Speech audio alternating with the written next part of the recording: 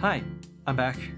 I actually spent most of this week thinking about whether or not I should actually do this episode since I didn't really have a long-term plan when I decided to do the first one. I didn't know if anyone was going to watch, and to be honest, I don't know if anyone's even going to watch from kind of here onwards, but you know what? Looking at the lovely messages and feedback I've received since the first episode, I've just decided to see how far we can take this. Some people have asked if I'm going to end up becoming a VTuber myself, and well, let's talk about that a bit later.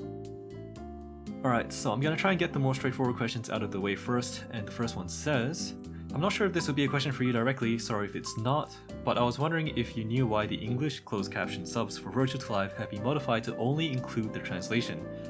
Originally there used to be another version with stylized captioning and romanized lyrics, but now it's gone. Is it possible for us as viewers to edit the current English subtitles? I actually answered this briefly on Twitter too, but the answer from me is I don't know for sure why it was modified, because I do remember seeing the fancy one that you're talking about with the colors and everything.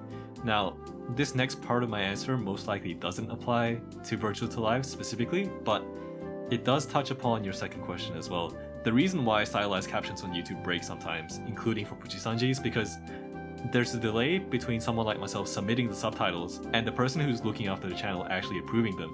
To understand why this workflow creates a problem, I have to explain that the people who make captions that you see on YouTube sometimes are actually using a process that's not officially supported by the caption editor in YouTube. So we create our subtitles in another program and convert it using a tool into a format with all the fancy colors and animations, which YouTube's player actually knows how to use, but not officially. So what this means is, if we submit our files and a member of the public then unknowingly goes to make a change, thinking they'll quickly add or change something, it actually removes all the formatting and essentially breaks the subtitles. So then what happens from here is the channel manager goes to approve subtitles that they've been asked to approve, only to find that it's now a mess because Donald Trump and Kim Jong-un have also decided they want to become translators.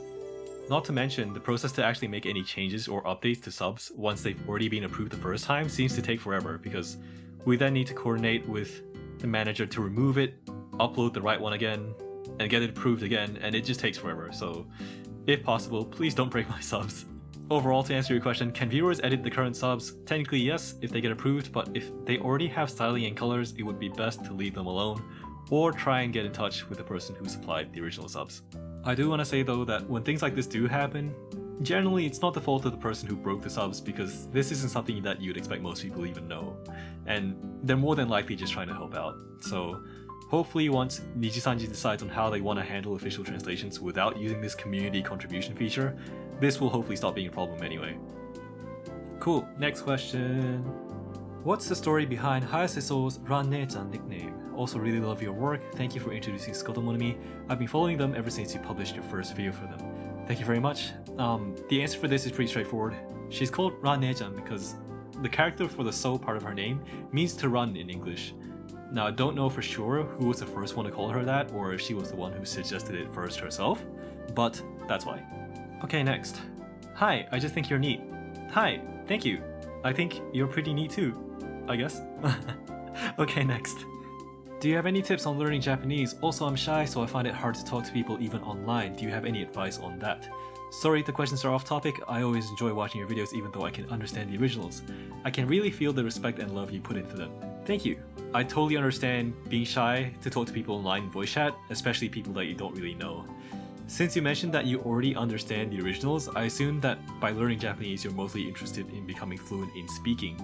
And I guess my advice for you on that would be to perhaps look around in your local area to see if there are any Japanese conversation classes that are open to the public, or if you're still in college or university, there might be Japanese classes that you can take there as well.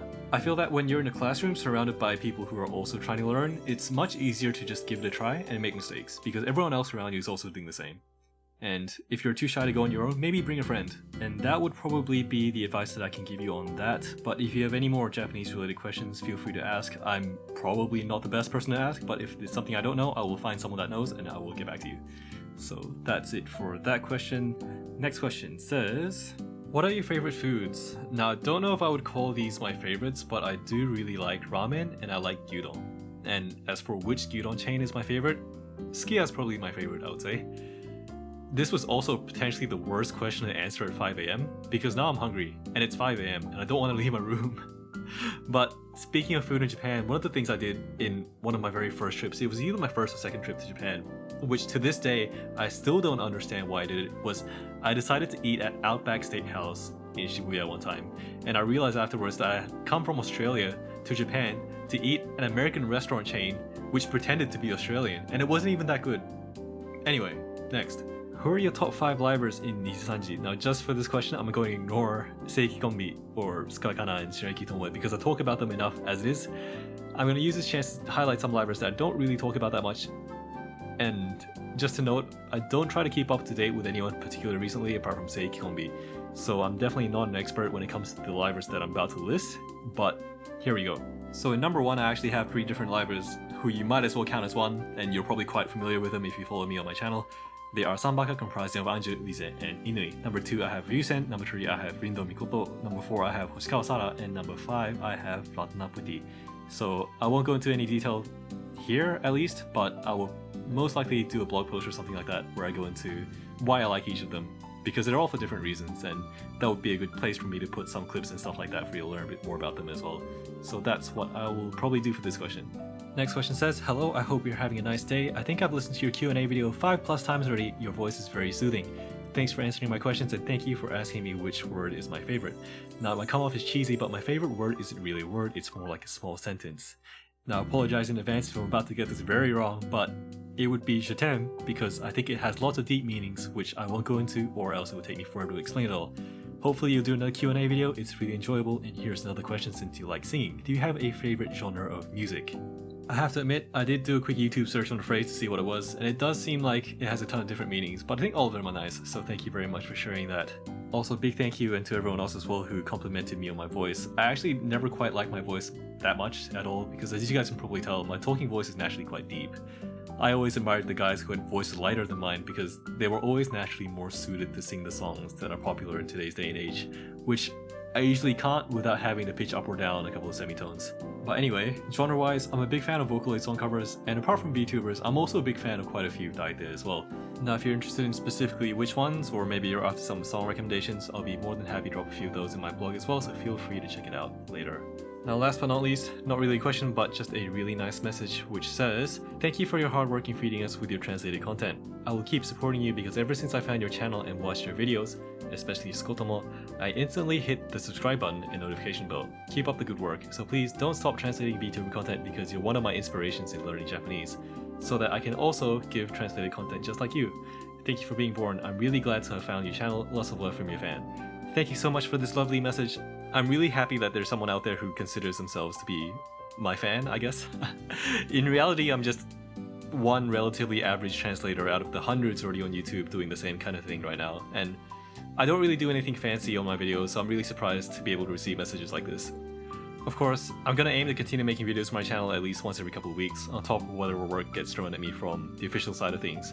And I would also strongly encourage you and everyone else who's thinking about it right now to learn Japanese, because this is especially the case if you want to enjoy Nijisanji content, in my opinion at least. A lot of the magic in Nijisanji happens live, and a big part of the fun is really being part of the audience that helps make the magic happen. So if you have the chance to attend classes, or maybe have the motivation to learn using online resources, I would definitely recommend doing so. Now, so whether or not I would consider becoming a VTuber myself, personally, and I know a lot of people who also feel the same way, but I'm used to watching VTubers speaking Japanese to the point where it feels a bit strange to watch one speaking any other language. Before that though, I do want to start thinking about maybe doing different kinds of videos to keep things entertaining for you guys since you're going out of your way to watch this, so if you have any ideas like what you'd like to see me do or talk about, I'd love to get some suggestions as well. That's about all I have for you today, so once again thank you very much, and I will see you next time. Bye bye.